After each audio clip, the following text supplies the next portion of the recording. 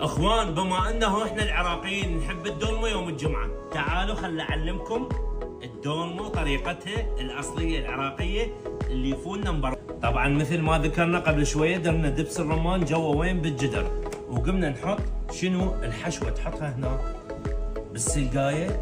شو تسوي لها؟ تلفها.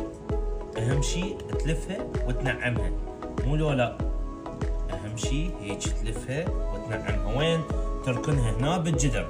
اكو عالم خطيه ما عندها انه لحم وضلوع وكذا، سووا هيجي على هاي الطريقه، انه مثلا تحط الضلوع جوا ذني العضود مال السلق والكذا، اوكي، ذني هاي تحطهن جوا وتقوم تشتغل. اذا السلقايه كبيره ونقسمها بالنص، شو نسوي لها؟ الله، هاي هسه عندنا طلعت جاهزه. بسم الله.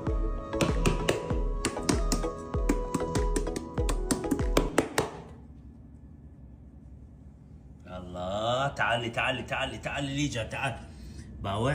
باوع شلون مهروسه؟